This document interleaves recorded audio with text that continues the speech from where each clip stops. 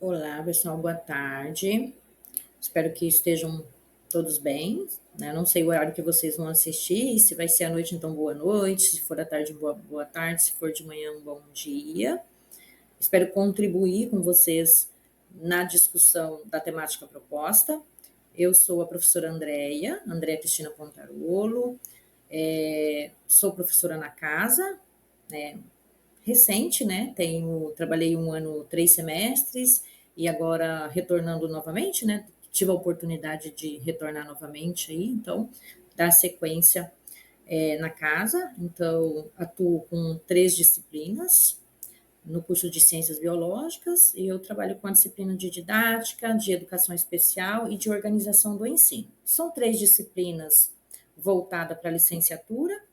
Eu sou graduada em Pedagogia e tenho especialização em várias especializações, mas a que eu gosto muito de trazer é a que eu tenho em neuropsico, porque para mim foi quase que um mestrado essa especialização, foi realmente presencial 2 anos ali, estudando praticamente cada, né, 15 dias, os finais de semana, que foi uma especialização que contribuiu muito, muito com o meu aprendizado. Então eu me sinto uma neuropsicopedagoga mesmo, devido porque ela foi boa.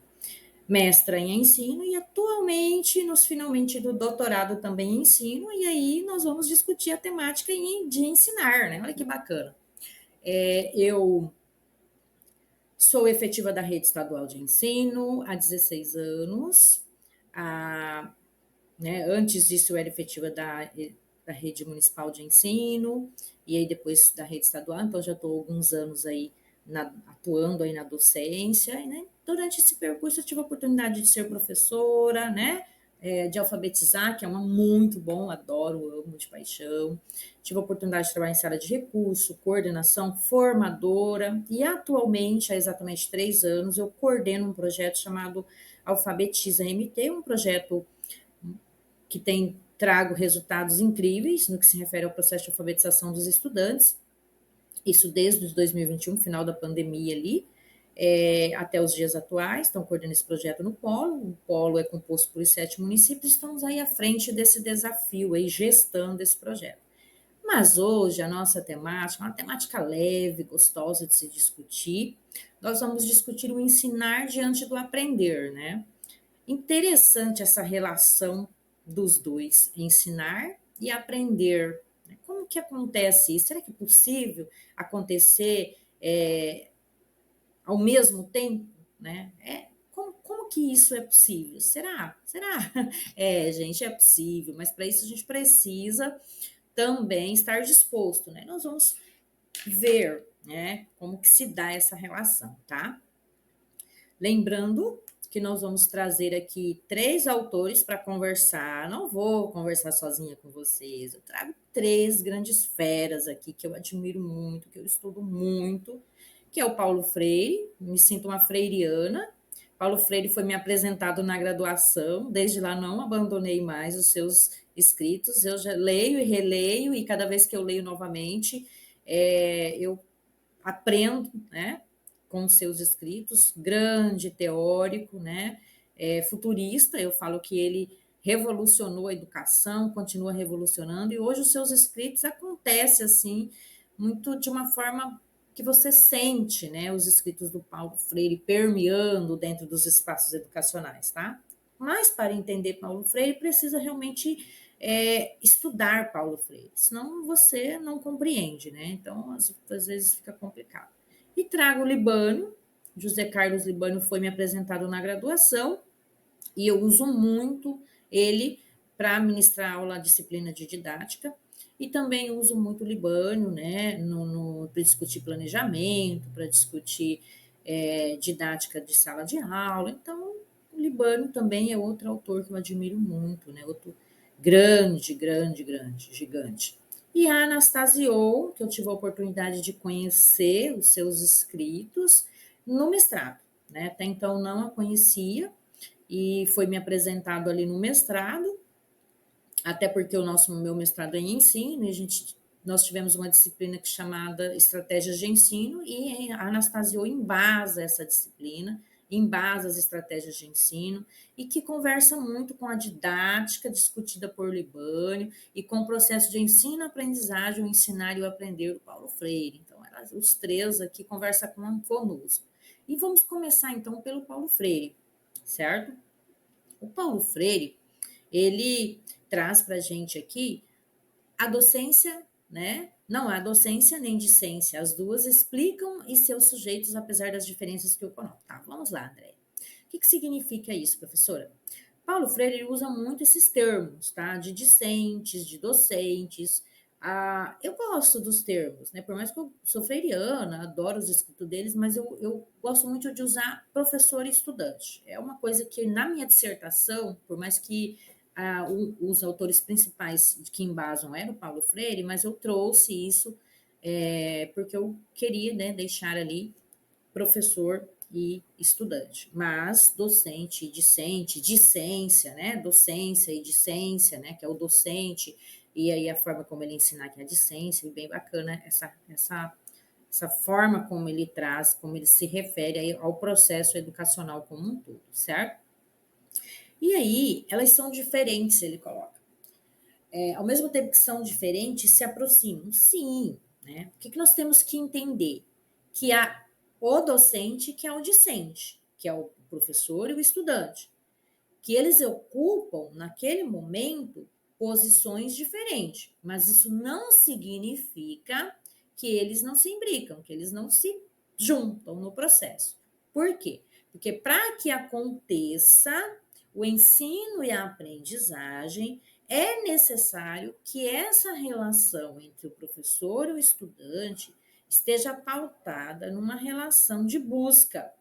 Busca minha, enquanto professor, no processo de alcançar os meus objetivos, de que a minha aula traga realmente para o meu estudante a aprendizagem que eu elenquei lá nos meus objetivos, então que eu alcanço os meus objetivos, e do estudante o querer estar ali e o querer aprender, e para isso ele precisa participar. Porque quando ele participa, ele deixa de ser só o ouvinte, então a gente tem pessoas que têm uma facilidade a mais de aprender só ouvindo. Então, a gente entra também, né, na área da psicologia da educação, tá? Das várias formas de aprendizagem e tudo mais, mas cabe aqui também.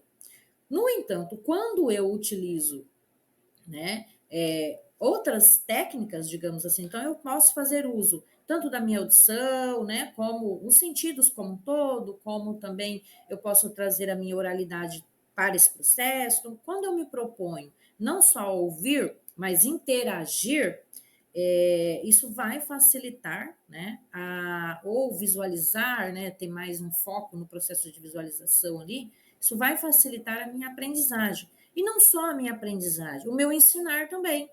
Porque eu, na posição de discente ali, de estudante, eu aprendo, mas eu também ensino. Eu ensino os demais colegas que estão próximos a mim, que talvez estava com uma dúvida e eu trouxe para a discussão. Eu ensino até o meu próprio professor, né? Sim, gente, sim, essa relação é bacana. Quando ele talvez traz um olhar diferente para aquilo que está sendo discutido, principalmente quando é temáticas. Então, isso é bem pertinente. Então, quem ensina, segundo ele, aprende ao ensinar e quem aprende ensina ao aprender. Olha que interessante isso, exatamente, né? Isso ocorre. Só que nós temos que ter só um cuidado aqui, e eu trago uma reflexão que, principalmente quando Paulo Freire escreveu, ele escreveu na década de 70, né? E Paulo Freire é um autor que a gente perdeu não tem tanto tempo assim, continua escrevendo, mas ele iniciou nesse período, onde nós tínhamos um ensino totalmente tradicionalista, onde a gente era como essa relação. Era, para começar, a seleção, seletivo, né, as pessoas que tinham uma dificuldade de aprendizagem, as pessoas que às vezes não era nem dificuldade de aprendizagem, mas ela que era a pessoa que se colocava mesmo diante do processo, era participativo, então ele não conseguia, ele era podado, ele era limitado, não? Então ele era afastado, eliminado, tá? Eliminado, essa é a palavra. E por quê? Porque o professor era o detentor do conhecimento, o estudante era o passivo receptor.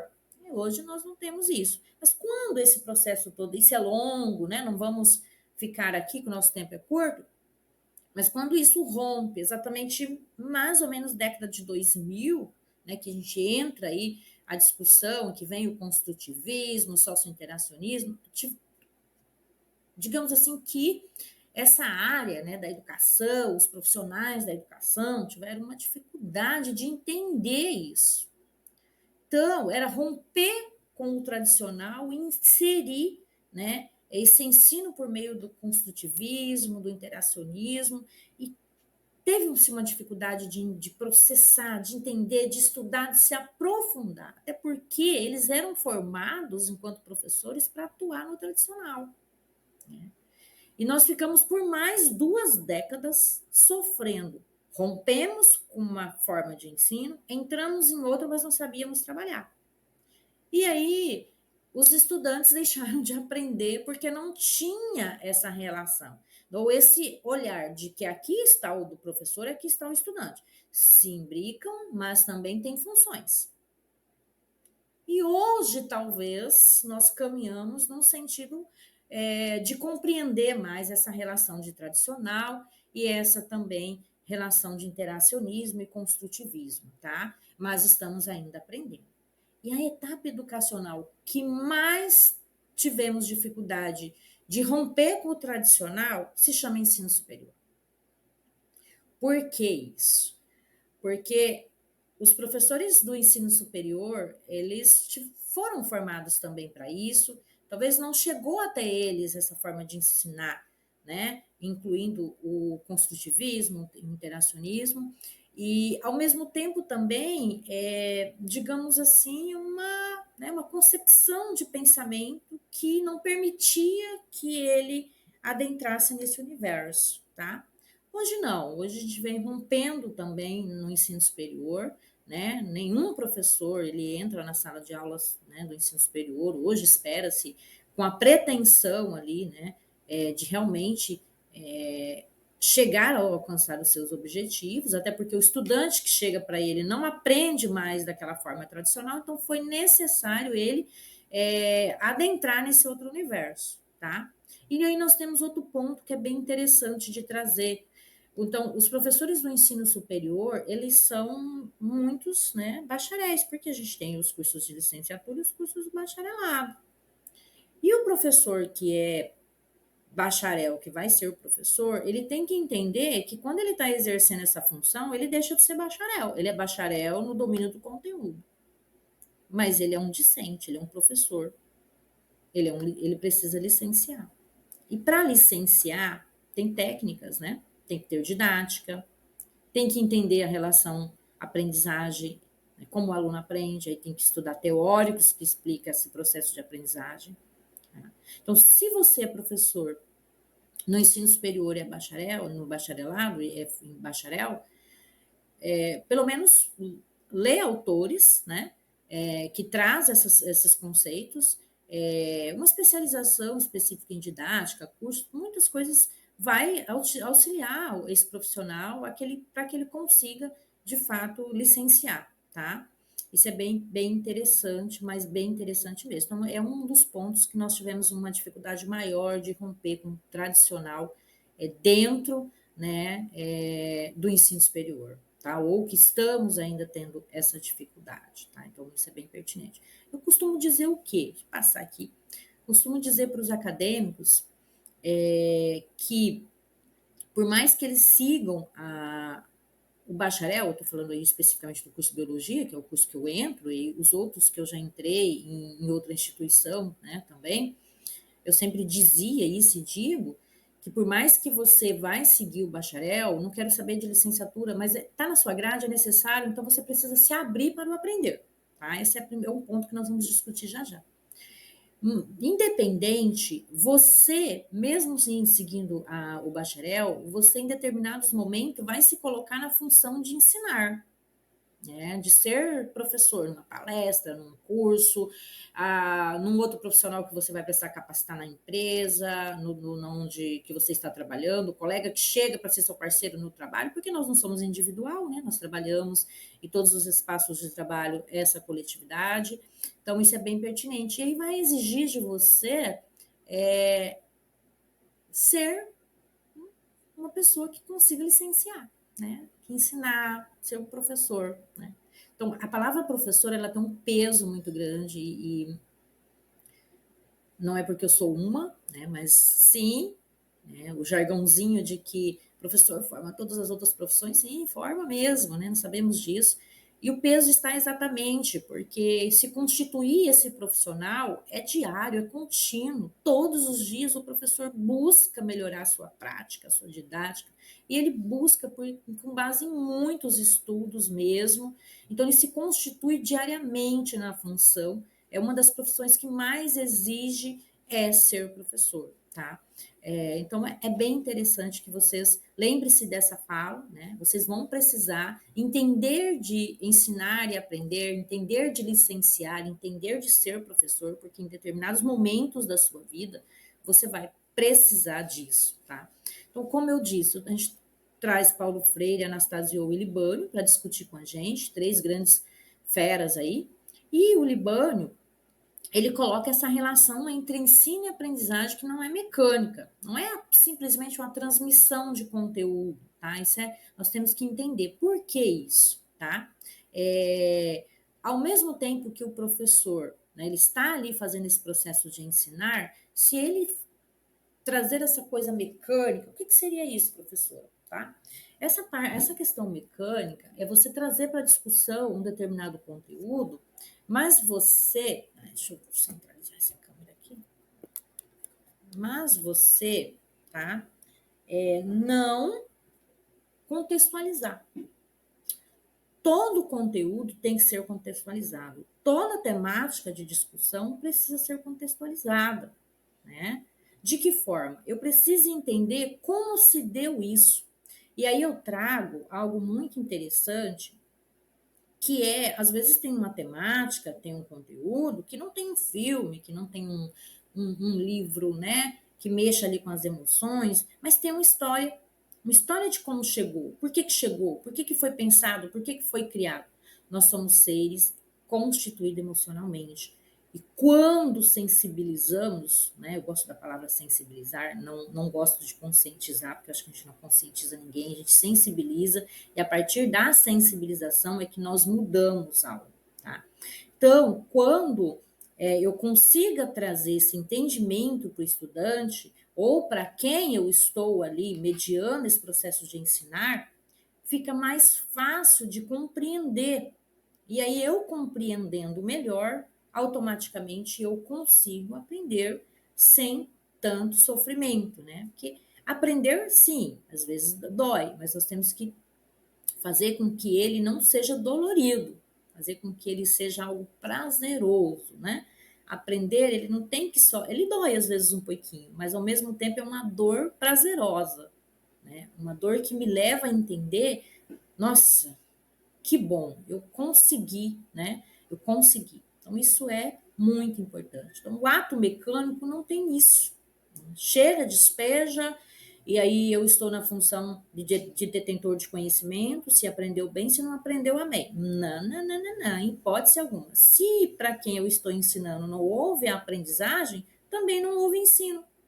Não houve, tá? Mas espera aí, vamos lá. Como somos adultos, quando a gente fala de criança, ser professor de adultos é muito fácil. Eu falo sempre, gente, é muito fácil, professor, né? Na graduação, na pós-graduação. Agora vai ser professor de crianças, de adolescentes. Por quê? Porque você tem que buscar isso. Você tem que entender a criança e o adolescente e buscar nele o que interessa nele nesse processo para você conseguir articular ainda, para você proporcionar essa aprendizagem. Já o adulto não, o adulto já está com essa base emocional construída, supõe-se, né? Mas que a maturidade hoje está aí chegando nos 20, 22 anos, que a média maturidade emocional está sendo aí, chegando no seu ápice aí. No entanto, já tem construído, diferentemente da criança e do adolescente, está em processo.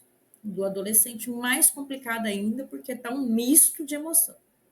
Então, diante disso, né, eu tenho que querer aprender. Porque se eu também, adulto, não querer aprender, eu coloco uma barreira e não entra mesmo. A gente consegue fazer isso. possa estar aqui e ligar, né? Perdão aí, ligar o nada e pronto. Então, querer estar ali. Uma das minhas falas para com os meus estudantes, já que você está aqui, você precisa inteirar, você precisa querer, e você precisa pensar que isso você vai usar em determinados períodos da sua vida. Talvez não hoje, talvez não amanhã, mas você vai usar. Então, faça do estar aqui algo que vai contribuir, que irá contribuir, né, com esse seu crescimento pessoal, profissional, né, porque é para isso que nós estamos dentro dos espaços de discussão. Né? Não é só crescimento profissional, é pessoal, né, que isso é bem importante também de deixar destacado aqui. Então, o ensino, ele precisa ir na vertente de estimular, direcionar, incentivar e impulsionar essa aprendizagem. Se meu ensino não está indo, né, nessa posição, automaticamente ele não consegue aquilo que eu me proponho, que eu estou me propondo ali a fazer, que é o aprender daquele que está junto a mim. E ao mesmo tempo, eu, enquanto profissional que estou fazendo essa discussão, eu tenho que estar aberto, né, abertos ali, para vir daí para cá, que também vou aprender, ensinando e aprendendo. Então, eu fico muito feliz quando eu estou discutindo algo e o aluno me joga alguma coisa, ou não só o estudante, ou se é um curso, se é uma palestra que eu estou ministrando, e ele joga alguma coisa que nossa, eu não sabia disso, olha que bacana, mas que legal essa sua visão sobre. Porque eu fico muito feliz, gente. Eu sou muito verdadeira. Quem está comigo, assim, sabe que eu transpiro quando eu estou feliz com algo, né? Eu deixo isso muito nítido nas minhas expressões. Então, nossa, mas que bacana isso. E que ver quando me apresenta um autor que eu não conheço que está falando sobre aquilo. Nossa, aí que fecha tudo bem redondinho mesmo, e essa relação de ensinar e aprender. Tá? Então, essa abertura é necessário em ambos, né, os que estão exercendo ali, seja o professor na função de ensinar, supostamente, o estudante na função de aprender e ensinar, e de cá para lá aprender e ensinar, certo? Aqui, pessoal, traz um pouquinho também, conforme o Libano, né? A gente precisa ter uma finalidade em tudo que nós vamos fazer. Novamente, nos voltando aí aos objetivos, tá? Que é bem interessante isso. Quando eu tenho objetivos, eu tenho algo que eu quero alcançar, é uma finalidade, né? Da aprendizagem daquele conteúdo. Então, esse ensino, essa relação de ensino e aprendizagem, tá? Não só ter como base a memorização, mas também não ter somente como base o soltar ali. Olha, hoje nós vamos discutir a Segunda Guerra Mundial, né? Estou pensando lá no ensino médio, olha, nem pensando na minha área. Né? A minha área seria como que se dá a fluência leitora. Então vamos lá. Olha, dou uma pincelada de quando aconteceu, o livro tal que vocês podem encontrar. Leiam, respondam a questão da página 23 do livro. Pronto, encerrei a minha aula, os alunos que vão buscar. Não vai acontecer a aprendizagem. Pode ser algum, né? Você precisa trazer aquilo, ainda trazer a emoção daquilo que aconteceu, né, nessa época, por que aconteceu, como aconteceu, o que isso reverbera hoje. Né? Então, quando você traz isso, né, você fala tanto que vai jogando na memória também de longo prazo, tá? Porque você discute, é um vai e vem naquilo que vai trazendo essa construção de memorização. Diferentemente de uma prova com várias questões escritas. Não sou contra, eu aplico prova, sim. Só que das 3, uma só é escrita. E ainda eu trago dissertativa, quer dizer, os meus conteúdos permitem isso, tem conteúdos que não, também tem que entender isso. Mas mesmo os outros que não permitem, há uma forma de a teoria e com a prática, e isso tornar um pouco mais fácil o processo de avaliação. Mas uma das minhas avaliações, eles começam no primeiro dia de aula e terminam no último dia. Todos os dias eles são avaliados. Eles são avaliados quando eles participam da aula, não é presente, só estar presente, mas quando eles dialogam, traz para a discussão. sabe que é uma das notas. E uma é né, uma avaliação escrita, que eu também apoio, claro. Só que é assim, gente, muito interessante para você acadêmico, para você outro profissional que já atua em algum espaço. Nós não devemos jogar nada na memória de curto prazo. O que, que é isso? É aquele estudar que eu não posso nem respirar porque eu esqueço o que eu tenho que escrever. Não. É estudar, interpretar e aí colocar da forma como eu compreendi as respostas. E isso vai ficar na memória de longo prazo. E ao mesmo tempo que eu leio dois, outro autor que conversa com aquele outro autor, como a gente está conversando aqui com o Libânio, a Anastasio e o Paulo Freire. Tá? Então, isso é bem interessante. A gente tem que trabalhar exatamente com essas duas vertentes. Memorizar, sim, é necessário jogar isso na memória de longo prazo, mas também trabalhar com esse processo de discussão e mediação. Ambos juntos, só um não dá certo, só o outro também não dá certo. E quem diz isso não é eu, não, é o Libânio. E a Anastasio? A Anastasio, ela traz pra gente, né, que ela usa muito a palavra ensinagem. A Anastasio, ela traz muito essa discussão voltada, né, para formas de ensinar diferentes, tá? Eu gosto muito dela devido a isso, e ela coloca que o ensinar tem que ser uma ação intencional. Tudo, né? Quase que nós fazemos tem uma ação intencional. Aí, às vezes, uma hora ou outra, a gente acontece alguma coisa, aí não foi intenção, mas na sua grande maioria, tudo é intenção. E o ato de ensinar é intencional, o ato de aprender também, né? Essa relação dupla aí. Tá? Então, isso é bem interessante que a Anastasio traz para a gente. E ela continua conversando conosco, no qual ela coloca, né, que a ação de ensino da qual resulte a aprendizagem do estudante. Então, essa ação que eu pretendo alcançar com o meu estudante, ela, né, tem que ser algo que vai superar aquela minha aula, apenas o pensar daquela minha aula tradicional, da discussão daquele tópico, da discussão daquele conteúdo, da exposição daquilo. É para além, né? Quando eu entro inteira, eu entro como um todo ali naquela discussão, né? Eu preciso trazer elementos, né, que contribua para além daquele tópico ali que eu já citei anteriormente, que é essa contextualização. Sistemática, né? Sistematizar. O ensino, ele sistematizado, ele é muito importante, que é a educação formal. A gente aprende na informalidade, sim, mas nós estamos mais discutindo agora esse ensino formal, dentro de um espaço específico e pensado, né? Seja esse espaço, né? Lá no meio do pasto, no meio da mata, em volta de um rio, dentro de uma sala de aula, dentro de um laboratório, mas é um ensino sistematizado. Só estamos trazendo para a prática a teoria. E isso é muito importante, né? Os professores sabem que quando a gente leva eles para a prática, né? Então, quando eu levo eles da minha disciplina, da parte da didática, elaborar o planejamento e ministrar a aula, ou quando eu levo na organização do ensino para conversar com secretários, diretores e coordenadores, ou na disciplina de educação especial, conhecer os estudantes especiais, as salas de recurso. Então, eu vejo o quanto que eles mudam, o quanto que eles vão entender aquilo que eu discuti com eles lá na teoria. E vocês sabem que isso é muito bom. Então, toda aula é possível ter parte prática, né? É possível, porque essa relação é muito interessante que se aconteça. E isso vai levar o estudante ou a pessoa que está ali, né, nessa posição de aprendizagem ali, se propondo a isso, a tornar esse processo, essa aprendizagem mais sólida, mais coerente, né, com muito mais entendimento. Então, bacana.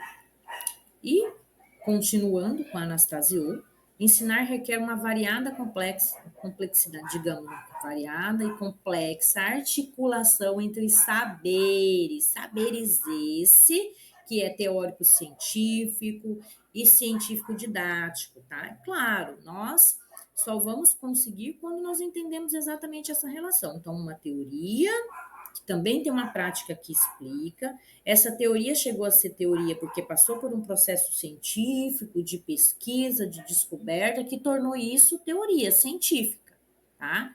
Mas para que eu consiga aprender essa teoria e transformar ela em prática, eu tenho uma pontezinha no meio que se chama didática, que tem a parte pedagógica, que é quem vai fazer essa ponte, essa relação de teoria e de prática, é um profissional, uma pessoa que ele tem didática, uma forma de ensinar, de falar, de conduzir, de mostrar, né, que é pedagógica, que faz com que essa relação de teoria e prática aconteça de uma forma que sim, que ocorra essa aprendizagem. Né? E esses saberes sistematizados, então a parte científica são saberes que se tornaram, que foram sistematizados e que se tornou em uma questão científica, né? Então, esses vários saberes que o professor adquire com o tempo, que essa pessoa que está estudando, que ele adquire com o tempo, né? Que a partir daí é que ele vai, de fato, poder falar sobre isso. Quanto mais você fala de algo que você sabe, mais você aprende, tá? Isso também é bem interessante, porque eu jamais vou conseguir falar de algo da mesma forma que eu estou falando, por exemplo, falar de ensino-aprendizagem da mesma forma que eu estou falando hoje. Vai se acrescentar mais elementos da próxima vez que eu falar, certo? Aí o Libano, José Carlos Libano, traz para a gente, né, como que ele enxerga essa relação aí entre o ensino e a aprendizagem, que isso é elemento que vai possibilitar a constituição, né, a construção da teoria e didática, e como, gente, que é esses dois que orienta a prática docente.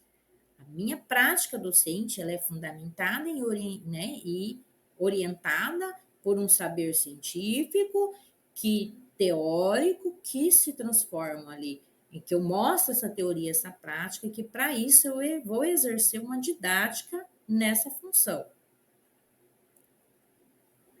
E ele traz três dimensões para que isso aconteça: a dimensão política, científica e técnica.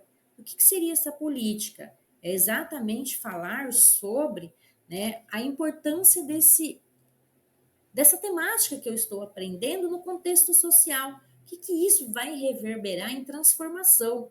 Nós somos seres não individuais. Nós somos seres sociáveis que estamos numa sociedade. Eu não tenho que pensar somente eu, em mim, né? Então, eu já tenho uma carreira estabilizada, há tantos anos efetiva, né? Tá, tudo bem. Já estou aí dentro desse nível de efetiva, de professora, passou pelos diversos processos de gestão, né? De formador e tudo mais. Tudo bem? E agora? Tá?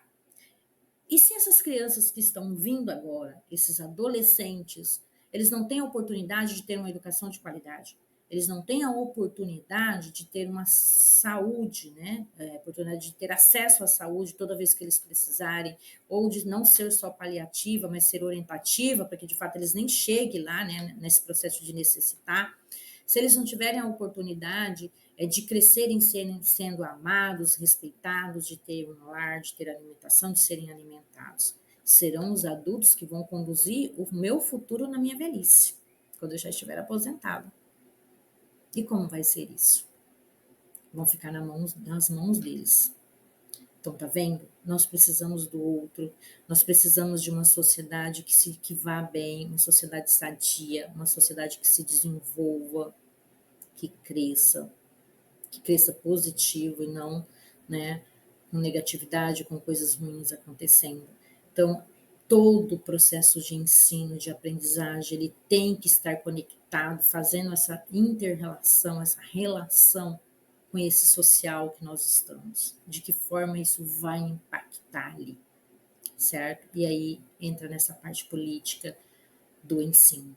E a parte científica é que precisa de tudo, tem uma legislação que ampara, tudo se tornou pesquisa para depois se tornar uma teoria, né? Para depois ir para uma prática. Então, é algo respaldado cientificamente e técnico, quando de fato isso se transforma em uma prática, né? Uma orientação para que como eu desenvolva, é técnico, né? Como que chega nessa parte, né? Você tem aqui esse conteúdo, essa parte científica provada, e aí eu vou te explicar como que isso acontece, como que isso constrói, tá? Entra aí uma parte mais técnica, na elaboração e na construção disso. E, dando sequência aí na discussão com eles, coloca que nessa relação, né, entre o ensinar aí da docência, o aprender do aluno, né, ele traz ações docentes, que seria o que essas ações docentes? Voltada, pensada na organização dessa aula, nesse planejamento, nesses objetivos, nessa metodologia, nessa forma de aprendizagem. Porque é nisso que nós temos que pensar enquanto seres que vamos ensinar, que também vamos aprender, né? Especificamente falando agora de uma aula, mas não necessariamente só uma aula, mas qualquer outra ação que eu vou desenvolver que tem esse intuito de ensinar. E, bem interessante aqui, tá? Que aprender não é só um processo que se efetiva sem rotina ou que ocorre de forma espontânea, uma coisa mágica. Não, não é. É ambos. Eu preciso de uma rotina no que se refere à aprendizagem, e essa rotina é discutir isso sempre, mas não de forma tradicional, né? É uma forma de discussão que às vezes aborda esse tema de uma forma diferente, de metodologias e didáticas diferentes, ou com outro viés, né? Com outro autor embasando diferentemente, mas precisa de uma sequência, uma constância para que de fato aconteça, né? E aí é a rotina, tá? E rotinas são necessárias. Quando nós saímos da rotina um dia, nossa, eu saí essa semana, gente, né? Do nada, meu filho passou mal, 3 horas depois estava no centro cirúrgico, né? Foi assim, gravando esse vídeo, meia hora depois cheguei do hospital. E é exatamente uma coisa que desequilibra qualquer pessoa, te tira o chão, você para a sua vida, né, quando você sai de uma rotina pensada, idealizada. Então, rotinas são necessárias sempre, em todo o processo. E, ao mesmo tempo, não é só isso, né? A gente também tem essa parte de descoberta. Às vezes você está tanto demora, consegui, veio, né? Então, é essa mistura. Olha que interessante, aprender não é tão assim, simplesmente dizer, ensinar e aprender. Não, tem muitas coisas que envolvem. Você precisa estar bem, o teu emocional tem que querer, né? Então, são a tua constituição, tanto física, emocional, a abertura desse, né, como que está as suas sinapses, as suas conexões cerebrais aí também, senão não ocorre aprendizagem não. Se tiver alguma coisa falhando aí, vai ter mais dificuldade nesse processo. Por isso que as pessoas com dificuldade de aprendizagem ou que se encaixam no público-alvo aí de transtornos e deficiências, aí é mais complicado, mas não impossível. Em hipótese alguma impossível, certo? E exige exatamente em virtude da intencionalidade contida no conceito de ensinar, que é a metodologia, que é a didática, que é essa escolha, né, de como você vai fazer esse processo. Aí é a magia mesmo. A didática é como se fosse uma magia, mas é uma magia, né, real, não é coisa irreal, não existe. Ela existe, ela acontece, mas ela existe. Mas é aquilo que você traz para inovar aquele momento, né? E não é necessário, gente. Quando você fala nisso, não é necessário você trazer tantas estratégias. Às vezes uma aula é somente expositiva mesmo, mas como vai ser conduzida essa exposição que é a diferença. É aí que vai fazer a diferença, né? Bem interessante. E, claro, finalizou aqui com os autores, né? Com os 3 autores que eu coloquei para vocês, que eu trouxe para discutir. Eu espero ter contribuído, né, com essa discussão. Se a gente tiver outra oportunidade, podemos aprimorar um pouco mais, trazer a Rosa aí para discutir sobre o ofício nessa função de ensinar. E eu creio que é isso, né? Se ficar alguma dúvida, se quiser questionar sobre alguma coisa, vamos ver uma forma de fazer isso, né? Como que eu creio que é mais só os acadêmicos e as pessoas da própria faculdade mesmo. Então, a gente já está aí na faculdade, é só enviar via WhatsApp, via e-mail, né? Vamos encontrar uma forma de dialogar sobre o que ficou faltando, que te incitou aí a querer saber mais ou a querer contribuir também com essa discussão. Será é muito bom. Eu já agradeço essa oportunidade mesmo, tá, de estar contribuindo e, ao mesmo tempo, também ter a oportunidade de falar sobre um tema que eu sou apaixonada, né, que é essa relação, esse dueto aí de ensinar e de aprender e essa didática entre esse processo. Tá? Muito obrigada.